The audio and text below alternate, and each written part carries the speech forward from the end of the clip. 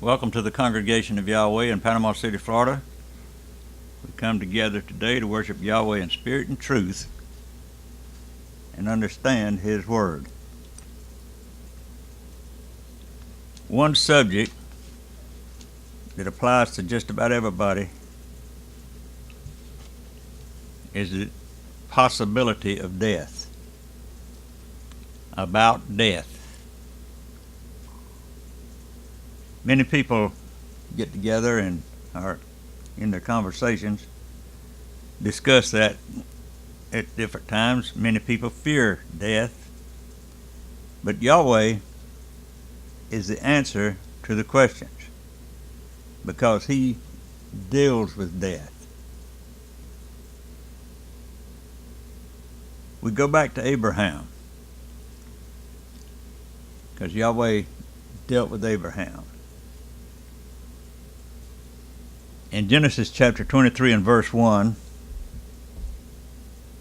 and Sarah lived 127 years, the years of the life of Sarah. And Sarah died in Kiriath Arba, that is Hebron, in the land of Canaan. And Abraham came to mourn for Sarah and to weep for her. Then Abraham rose up from beside his dead and spoke to the sons of Heth, I am a foreigner, a sojourner among you. Give me property for a burial site among you, so that I may bury my dead from my presence. The sons of Heth answered Abraham, saying, Hear us, my master. You are a prince of Elohim among us. Bury your dead in the choicest of our burial places. None of us withholds from you his burial site from burying your dead. So, in all cultures, death is dealt with. And even today, in the modern time and the fast spaces that we live, people are worried about life and death. Romans chapter 12 and verse 1. I call upon you, therefore, brothers, through the compassion of Elohim, to present your bodies a living offering, set apart, well-pleasing to Elohim, your reasonable worship. And see, many people think you have to come to a congregation or go to a special place or enter a certain building to worship. But worship is constant. We worship Yahweh in every act of our life, the way we live. And it's our reasonable worship then to conform to Him. In verse 2 he says, I do and do not be conformed to this world. See, we can look out into the world and see everything that's going on, and we don't have to conform to it. But be transformed by the renewing of your mind. So everything is settled in our mind. So that you prove what is that good and well-pleasing and perfect desire of Elohim. Now, many people ask the question, or sometimes they think about it, and sometimes they discuss it. What is the desire of Elohim? How does it relate to me? Every individual is Yahweh's creation. You have a personal contact with Him if you get your mind on it. And that's what He is trying to stimulate us to do, is to think about Him and conform to what He has for us to do. Verse 3, For I say through the favor which has been given to me, to everyone who is among you, do not think of himself more highly than he should think. You know, it's very easy for people to think about themselves as special people, and they lift themselves up. On the other hand, most people think that they're so weak and helpless that they don't even want to think. but everyone should think. Continuing, but to think soberly, as Elohim has given to each a measure of belief. No matter how you think of yourself, you have a measure of belief.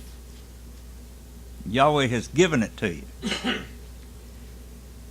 For as we have many members in one body, but all members do not have the same function. You have to think about that too. It takes all of us to be in the population, but we are all not exactly together. He says, so we, the many, are one body in Messiah, and members, each one of another. Now having different gifts according to the favor which was given to us, let us use them accordingly. If prophecy, according to the proportion of belief. If serving, in the serving. Or he who is teaching, in the teaching. Everything has its perfect perspective in each different stage. Or he who encourages, in the encouragement. Or he who is sharing in sincerity. He who is leading in diligence. He who shows compassion joyously.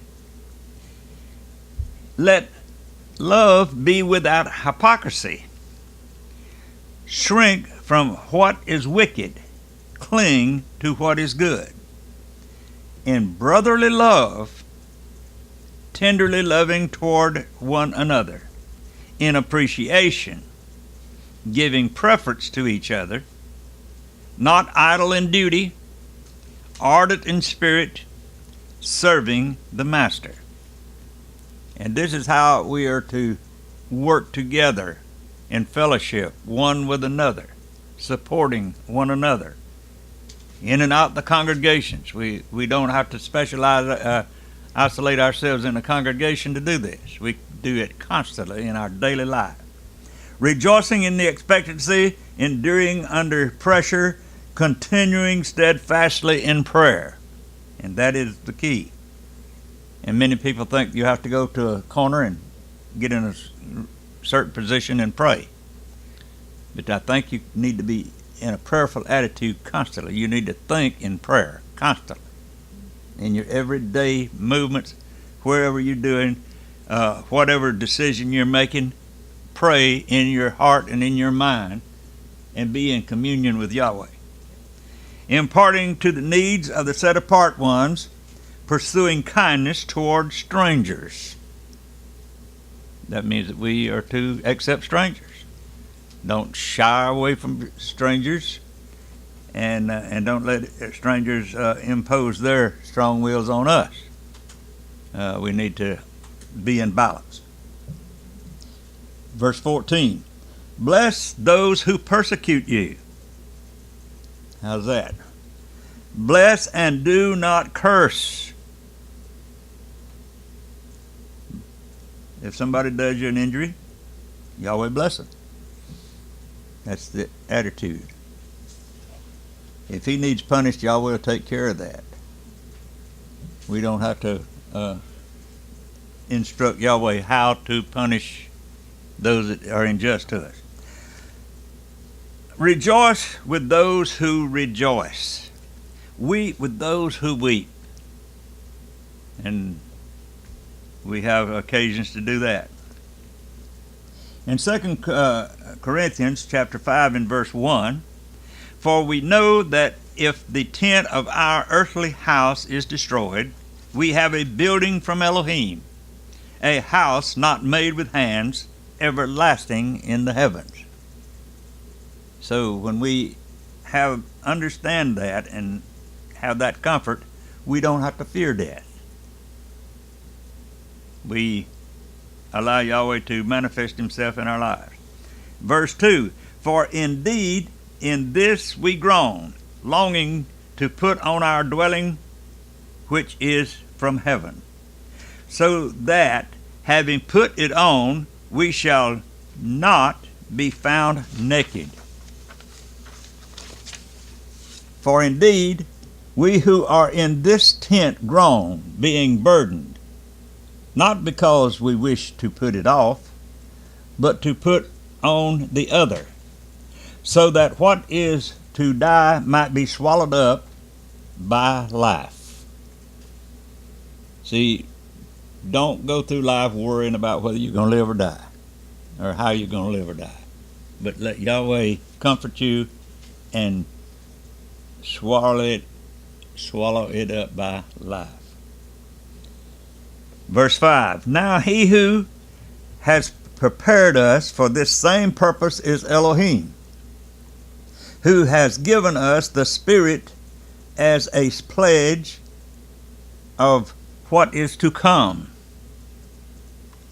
And we all have the same Spirit of Yahweh when we can understand that. Yahweh gives us the Spirit of life, and He directs us.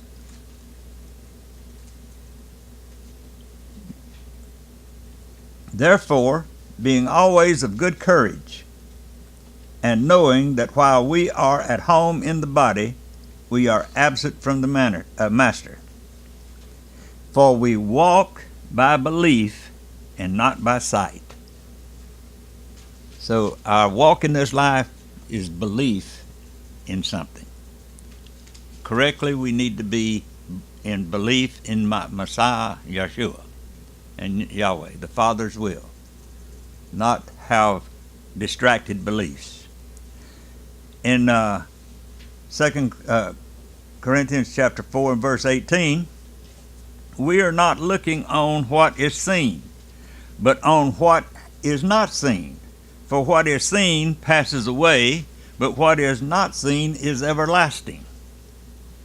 So when we get the concept of what the Word promises, it's everlasting life. 1 Corinthians chapter 2 and verse 14. But the natural man does not receive the matters of the Spirit of Elohim, for they are foolishness to him, and he is unable to know them, because they are not spiritually discerned. For in this expectation we are saved, but expectation that is seen is not expectation. For when anyone sees, does he expect it? And if we expect what we do not see, we eagerly await for it with endurance. 2 Corinthians chapter 5 in verse 8. We are of good courage and are well pleased, rather to be absent from the body and to be present with the Master.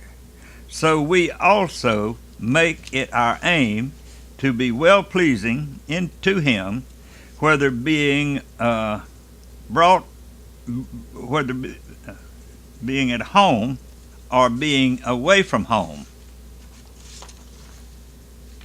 For we all have to appear before the judgment seat of Messiah, in order for each one to receive according to what he has done in the body, whether good or evil.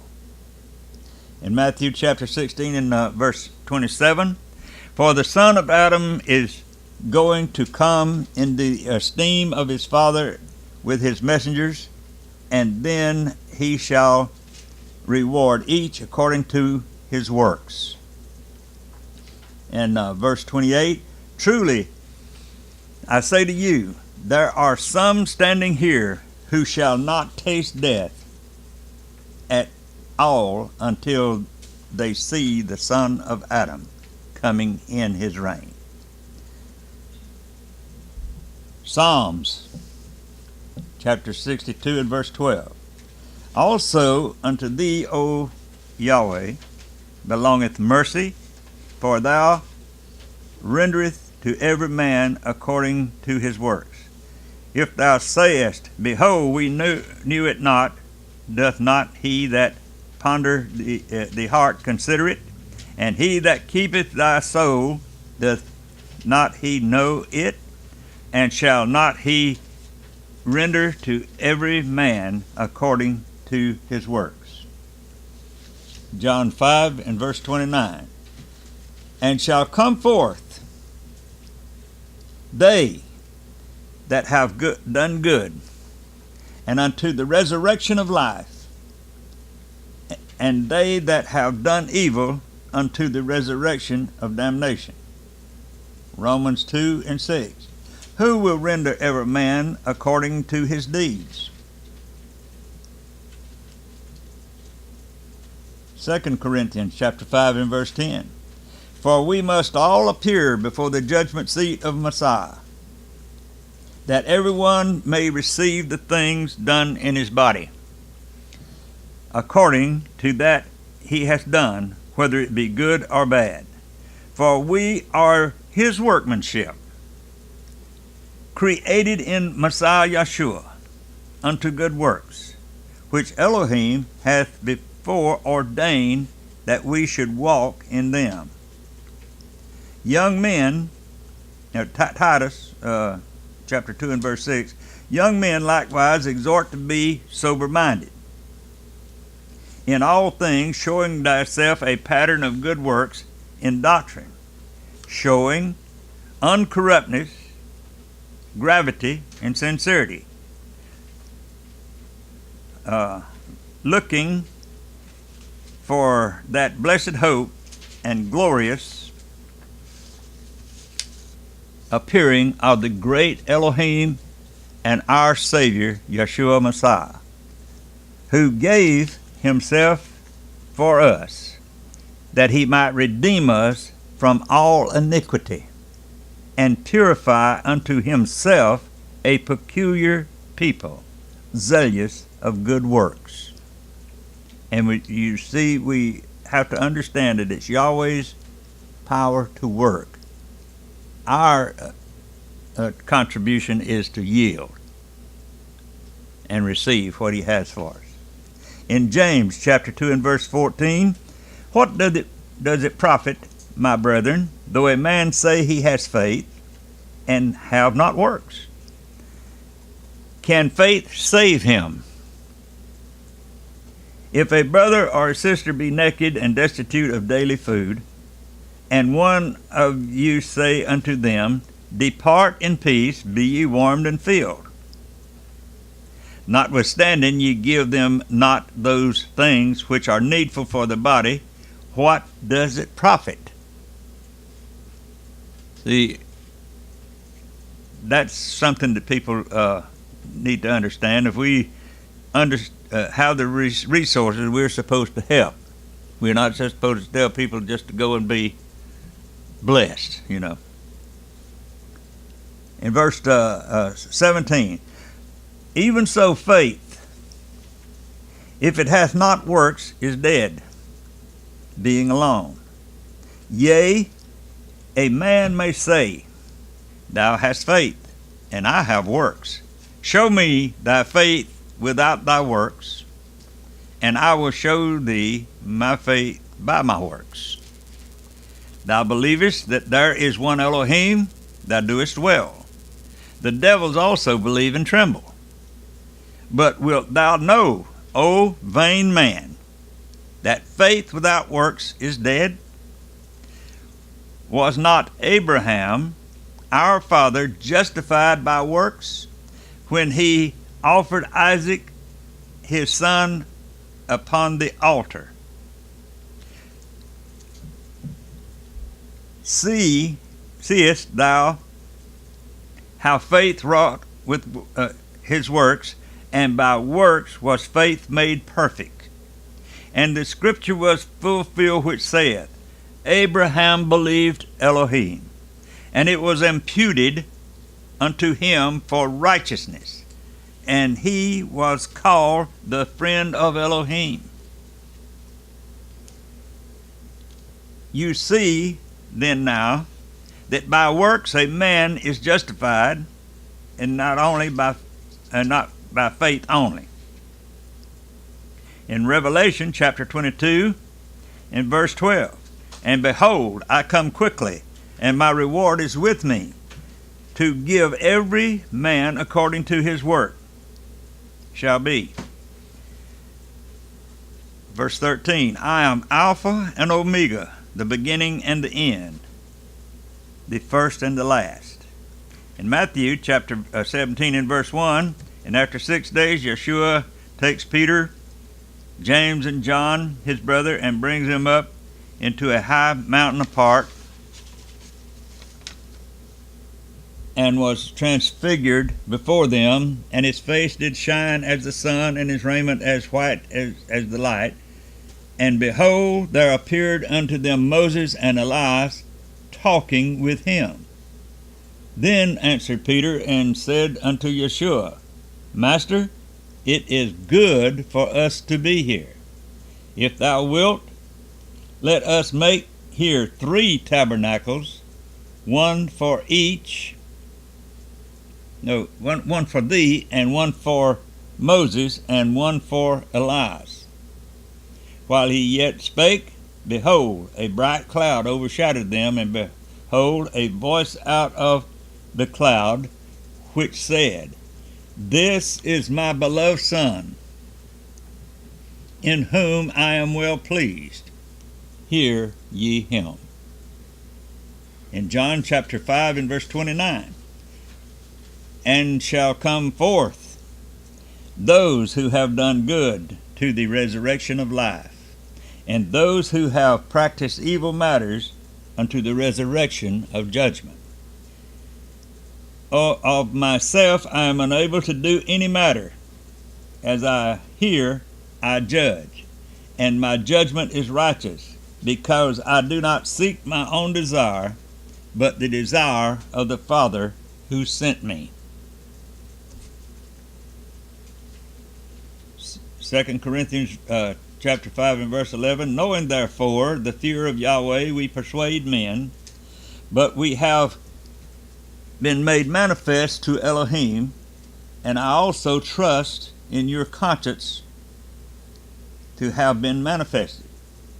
For we do not again commend ourselves to you, but give you an occasion to boast on our behalf, in order that you have an answer for those who take pride in appearance and not in the heart.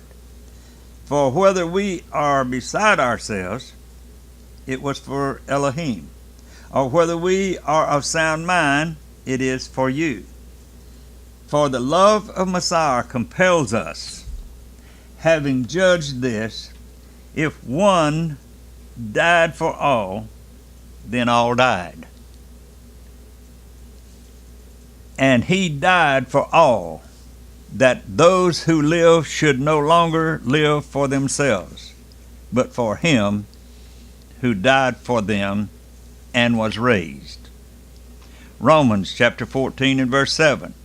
For none of us lives to himself, and no man dieth to himself.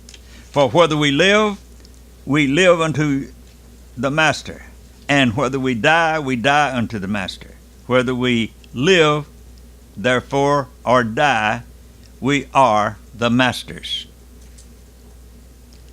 Galatians, and chapter 2 and verse 19.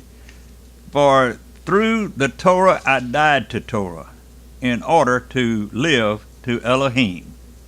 So therefore, the Torah is our guide, the Torah is our pattern of life, it's our direction of life, and we need to stay completely in the Torah. In Galatians chapter 2 and verse 20, I have been impaled with Messiah, and I no longer live, but Messiah lives in me.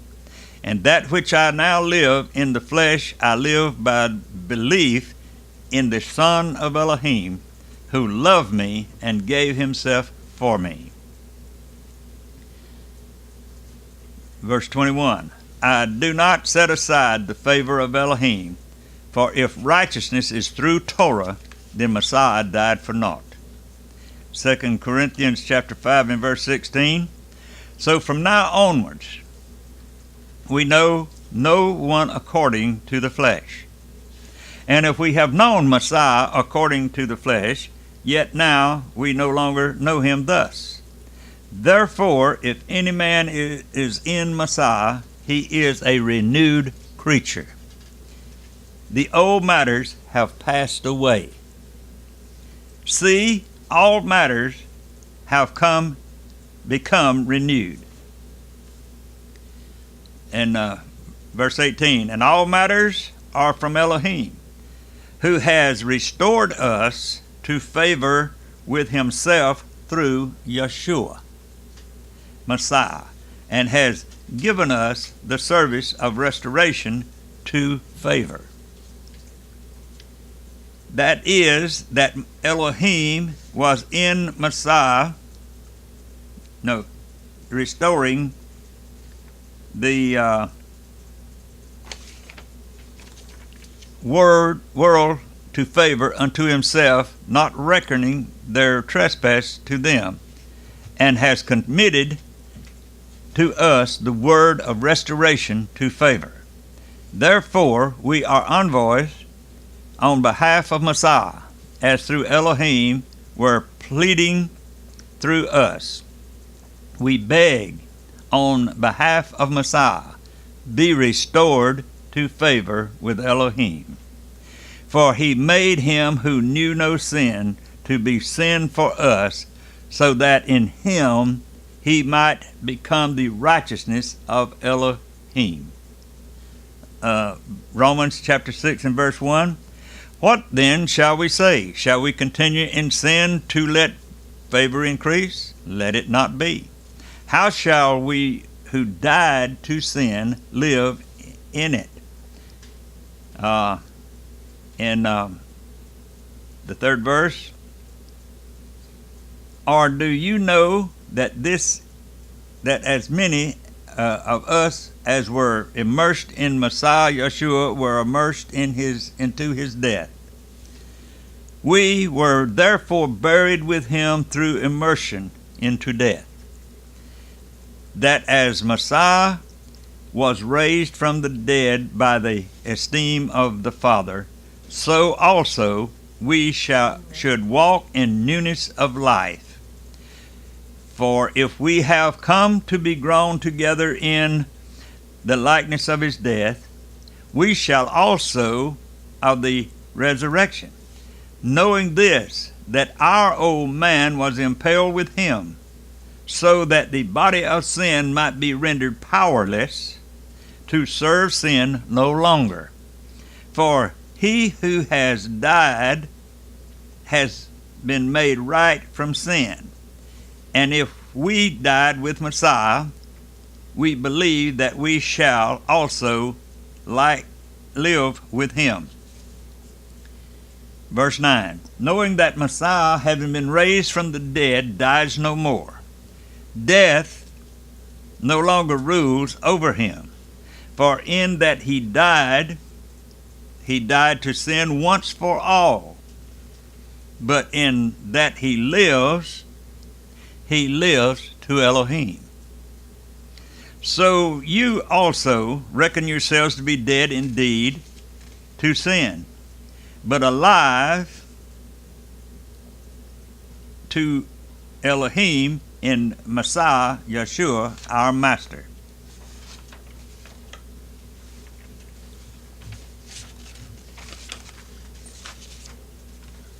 Therefore, let not sin reign in your mortal bodies, to obey it in its desires. Neither present your members as instruments of unrighteousness to sin, but present yourselves to Elohim as being alive from the dead, and your members as instruments of righteousness to Elohim. And this is our description of how we're supposed to present ourselves.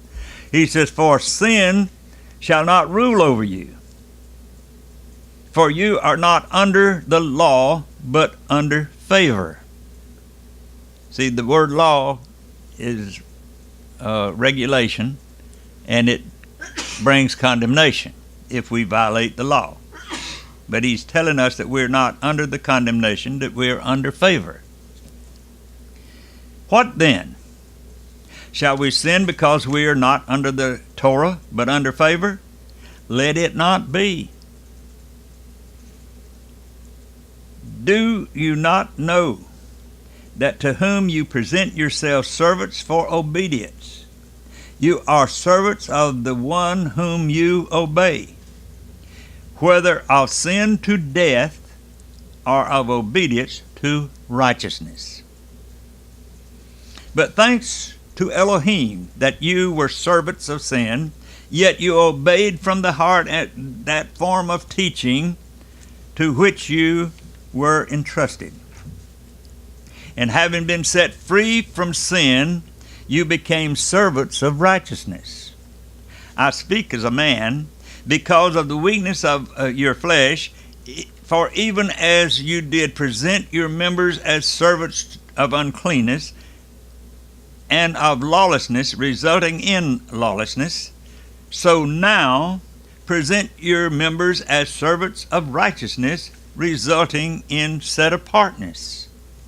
For when you were servants of sin, you were free from righteousness.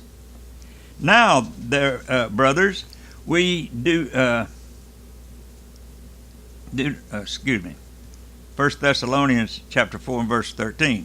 Now, brothers, we do not wish you to be ignorant concerning those who have fallen asleep, lest you be sad as others who have no expectation. For if we believe that Yeshua died and rose again, so also Elohim shall bring with him those who sleep in Yahweh, or in Yeshua.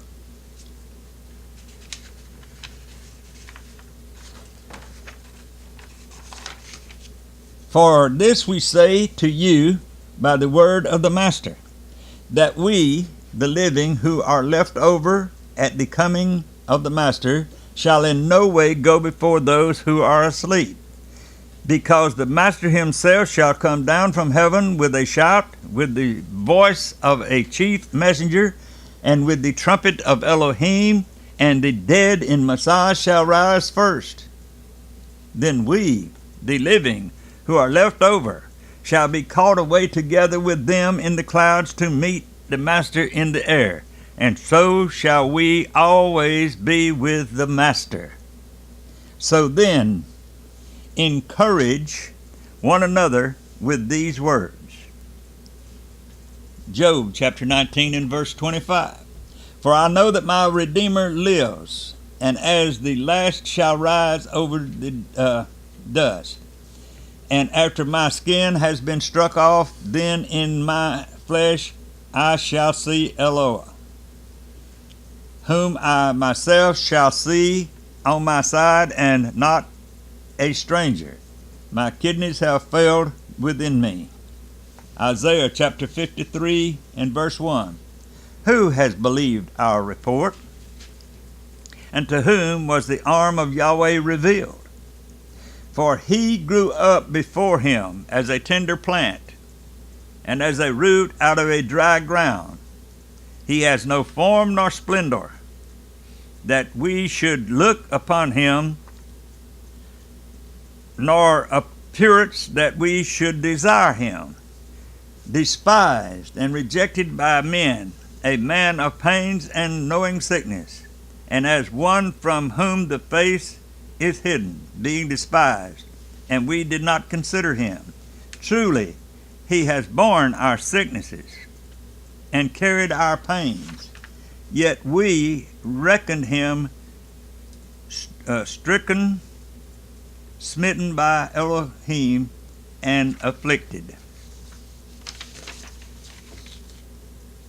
But he was pierced for our transgressions. He was crushed for our crookedness. The chastisement of our peace was upon him, and by his stripes we are healed. We all, like sheep, went astray. Each one of us has turned to his own way, and Yahweh has laid on him the crookedness of us all. He was oppressed, and he was afflicted, but he did not open his mouth. He was led as a lamb to the slaughter, and as a sheep before his shearers is silent, but he did not open his mouth. He was taken from the prison and from judgment, and as for his generation, who considered that he shall be cut off from the land of the living. For the transgression of my people he was stricken, and he was appointed a grave with the wrong, and with the rich at his death, because he had done no violence, nor deceit in his mouth. Verse 10, but Yahweh was pleased to crush him. He laid sickness on him, and when he made himself an offering for guilt, he would see a seed. He would prolong his days, and the pleasure of Yahweh prosper in his hand. Verse 11, he would see the result of the suffering of his life and be satisfied. Through his knowledge, my righteous servant makes many righteous, and he bears their crookedness. So we see that Yahshua is our leader. He is foregone through death. He has conquered death for us, and he brings us with him. Therefore, I give him a portion among the great, and he divides the spoil with the strong, because he poured out his being unto death, and he was counted with the transgressors, and he bore the sins of many, and became intercessor for. Therefore, of us who know Messiah as Savior, realize that we have life beyond the grave. That because we have. See, that's the promise out of the Scripture, that there is life after this time of existence. A living Redeemer. Job chapter 19 and verse 25. For I know that my Redeemer lives, and as the last shall rise over the dust, and after my skin has been struck off, then in my flesh I shall see Eloah, whom I myself shall see on my side, and not a stranger. My kidneys have failed within me. Psalms chapter 116 and verse 15. Precious in the eyes of Yahweh is the death of his kind ones. O Yahweh, I am truly your servant.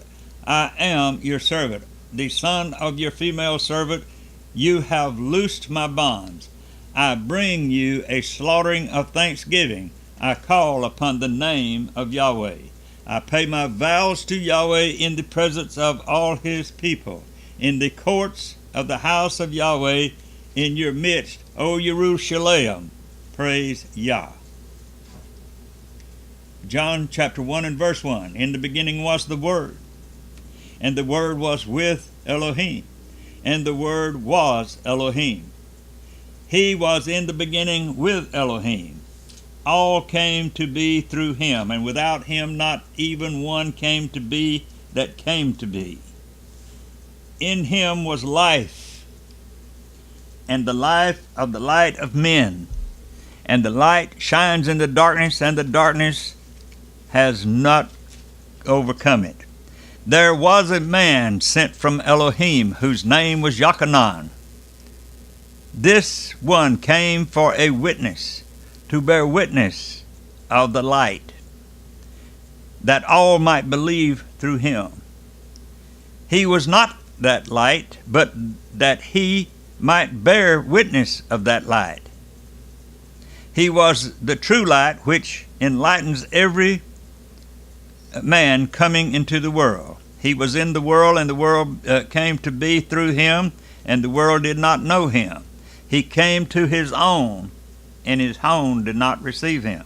But as many as received him, to them he gave authority to become children of Elohim, to those believing in his name, who were born not of blood, nor of the desire of flesh, nor the desire of man, but of Elohim. And the Word became flesh and pitched his tent among us, and we saw his esteem as an only brought forth of a Father, complete in favor and truth.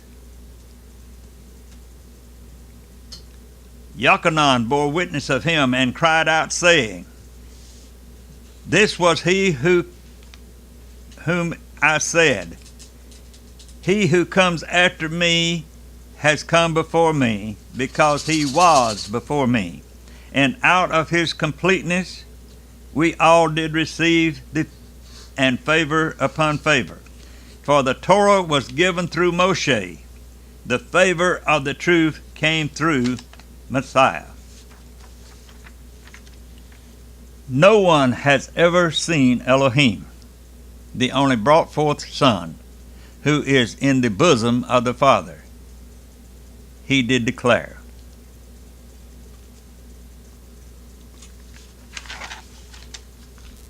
It behooves us to follow Yahweh and receive the blessing and overcome death. May Yahweh bless and keep you.